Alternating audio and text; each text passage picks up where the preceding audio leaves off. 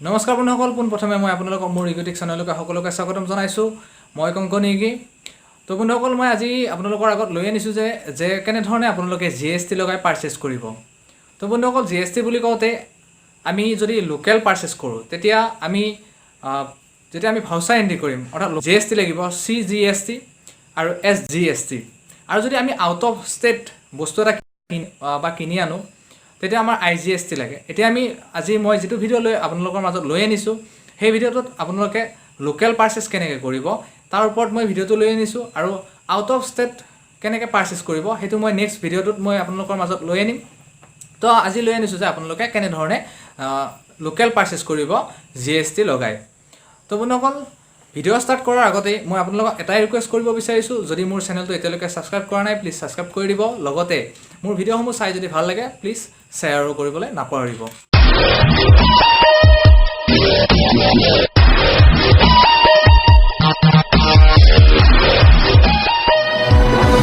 Subscribe now and press the bell icon. Never miss an update. তো আহক আজি start কৰোঁ আপোনালোকে GST লগাই কেনেধৰণে পাৰ্চেছ কৰিব। তো বন্ধুসকল, ভিডিঅ' ষ্টাৰ্ট কৰাৰ আগতে মই আপোনালোকক এটাই কথা জনাব বিচাৰিছোঁ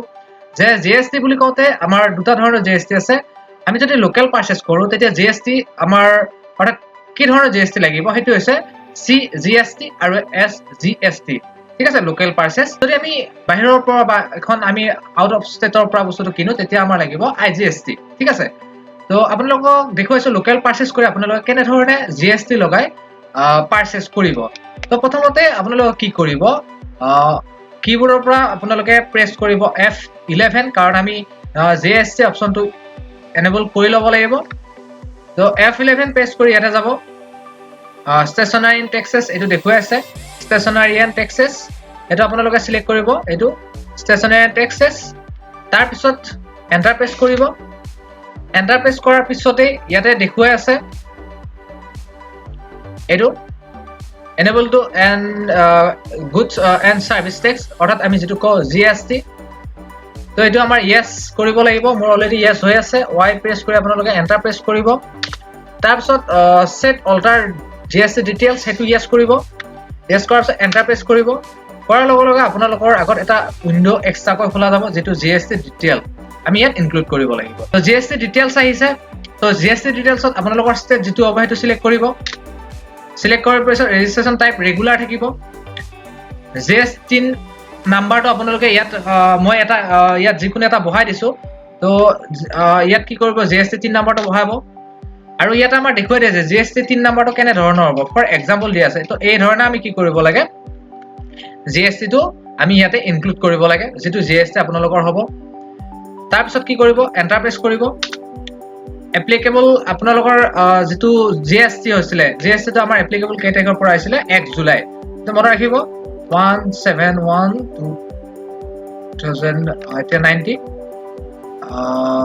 17 আছিলে। তো আমি এতিয়া আমাৰ এইটো ফ্ৰম ইয়াৰ দিছোঁ। তো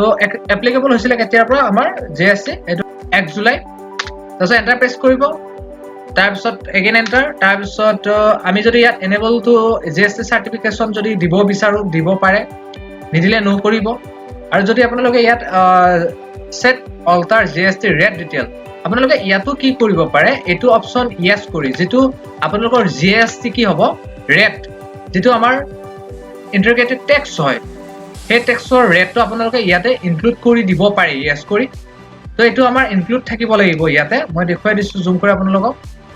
18%, অৰ্থাৎ আমাৰ GST কিমান হয়, 18%। তো ইণ্টিগ্ৰেটেড টেক্স 18% আপোনালোকে এইটো চিলেক্ট কৰিব। আৰু যিটো ইয়াতে আছে টেক্সেবিলিটি বিভিন্ন ধৰণৰ আহে। আমাৰ ইয়াতে নীল ৰেট ইয়াৰ এক্সেম্প এইটো চিলেক্ট নকৰিব, টেক্সেবল চিলেক্ট কৰিব, আমাৰ যিটো টেক্সেবল হয়। তাৰপিছত ইয়াত টেক্স কিমান পাৰ্চেণ্ট, অৰ্থাৎ আমাৰ GST কিমান পাৰ্চেণ্ট হয়, এইটো মূল আমাৰ যিটো GST হয় 18%, সেইটো আপোনালোকে 18% ইয়াত দি দিব। তাৰপিছত এণ্টাৰ প্ৰেছ কৰিব, এণ্টাৰ। তাৰপিছত একচেপ্ট কৰি দিব। দিয়াৰ পিছত নেক্সট চাৰ্টিফিকেশ্যন যদি আপোনালোকে দিব বিচাৰে য়েছ কৰিব, নিদিলে ন' কৰি ৰাখিব। তাৰপিছত এণ্টাৰ প্ৰেছ কৰিব, এণ্টাৰ, একচেপ্ট। তাৰপিছত একচেপ্ট কৰি দিয়ক। তো আমি জিএসটি ইয়েছ কৰি লোৱাৰ পিছত বন্ধুসকল আমি কি কৰিব লাগিব এতিয়া গেটৱে অফ টেলি মেনুত যাব লাগিব স্কেপ পেষ্ট কৰিব কৰি ইয়াত একাউণ্টিং ভাউচাৰ পাৰ্চেছ F9 বা আমাৰ ৰাইট সাইডে দেখুৱাই আছে পাৰ্চেছ F9 আপোনালোকে ক্লিক কৰি আপোনালোকে এটো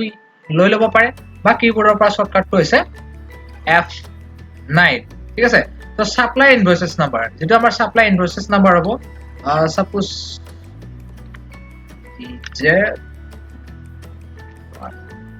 1 এন্টাৰ আমাৰ এক্সুলে ফ্ৰম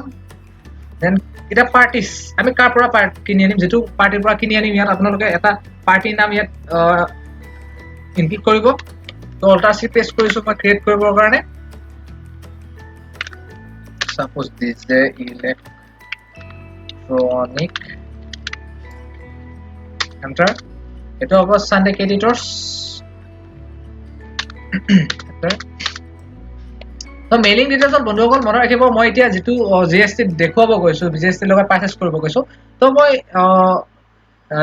লোকেল অৰ্থাৎ ষ্টেট নিজৰ ষ্টেটৰ পৰা বস্তুটো কিনিম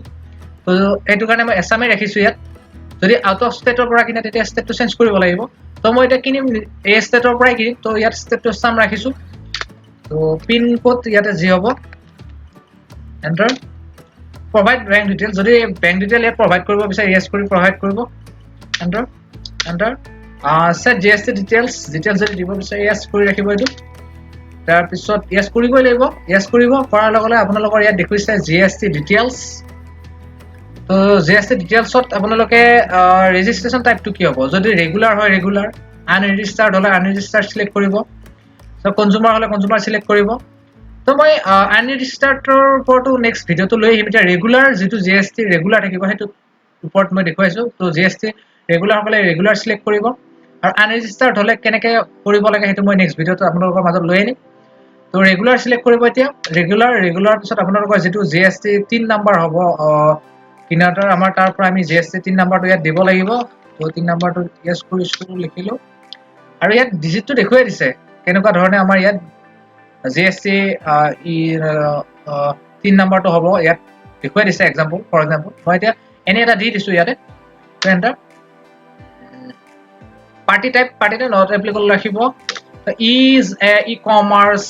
operator বুলি কতে একদম সিম্পল যেনে Flipkart Amazon যদি হয় তেনেকুৱা হয় তাৰ পৰা কিনে তেতিয়ালে এটো yes কৰিব আৰু যদি আমি e-commerceৰ পৰা কিনা নাই তেতিয়ালে এটো yes কৰিব না লাগে তো এন্টাৰ প্ৰেছ কৰিব e-commerce বুলি কতে মই আকৌ কৈছো Flipkart Amazon তেনেকুৱা ধৰণৰ যেবিলাক অনলাইন শ্বপিংৰ পৰা আমি কৰো তেতিয়ালে ইয়াত e-commerce operator তো এটো yes কৰিব তাৰ পৰা কিনিলে আৰু যদি নহয় yes কৰিব না লাগে এন্টাৰ প্ৰেছ কৰক তাৰ পিছত একচেপ্ট কৰি দিয়ক তাৰ পিছত ইয়াত একচেপ্ট তাৰ পিছত টাইপ অফ ডিলাৰ যদি ৰেগুলাৰ হয়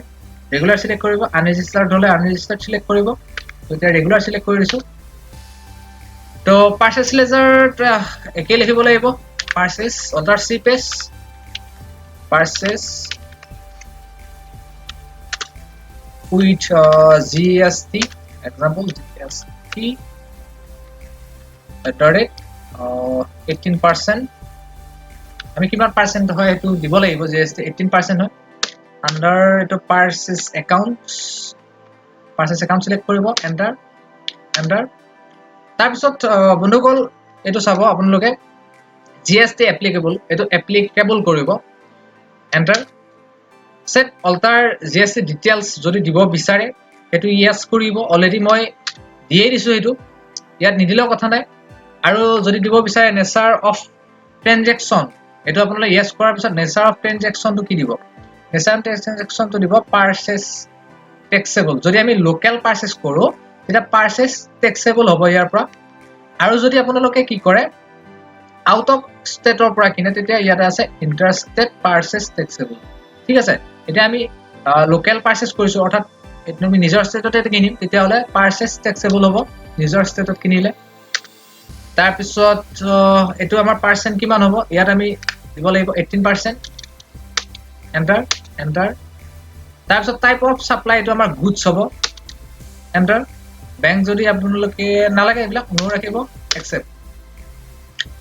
তো এটা নেম অফ আইটেম আমি ডিজে ইলেক্ট্ৰনিক্সৰ পৰা কি পাৰ্চেজ কৰিব বিচাৰো তো অল্টাৰ সি বেস suppose home